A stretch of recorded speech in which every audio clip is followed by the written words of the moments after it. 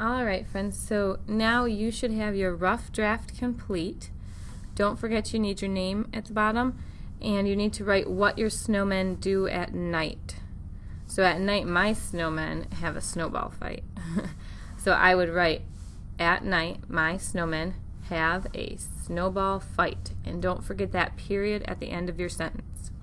So once you have your whole rough draft practice copy done, you know what composition, remember we talked about composition is the layout, the way that everything is going to be on your paper. So after you have that composition figured out, you are going to get your big piece of paper. I have this big black piece of paper. It's so big, in fact, you can't even see the whole thing on this video. And I'm going to look at my practice drawing, and I'm going to carefully draw this onto my final copy. So a couple things you need to remember when you're drawing this on your final copy. First of all, we drew this line here because this is where we were writing our space, and because our paper that we're going to do for our final is longer than this paper. So anything you wrote below this line, you shouldn't draw on this paper. So you're going to draw everything from this line up. So you're pretending this line right here is the bottom edge of your paper. So you don't have to draw that line, you just pretend it's the bottom edge of your paper.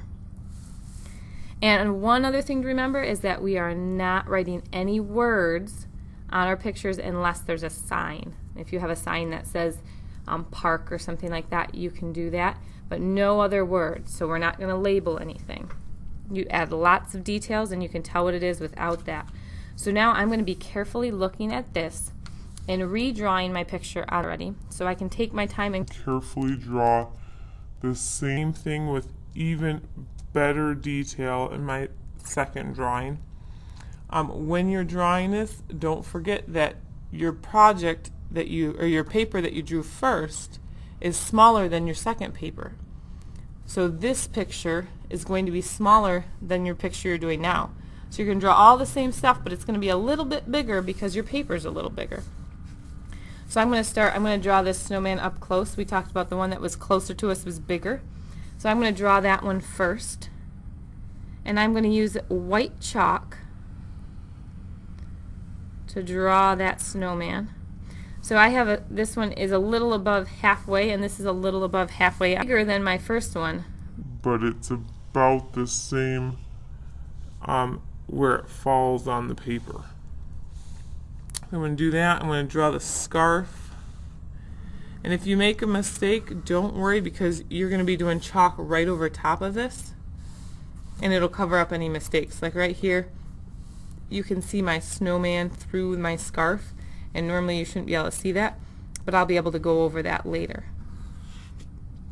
Also, chalk does actually erase. So if we need to, we can erase. But we only want to do that if we absolutely have to, like if we make a big mistake. Because other than that, we just cover it right up. So I'm drawing slowly and carefully, looking at my design and drawing the same thing on my final one, but even neater than my first one.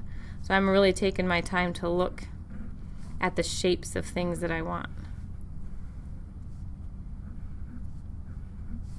So I'm going to keep drawing this, and you can go ahead and start drawing yours.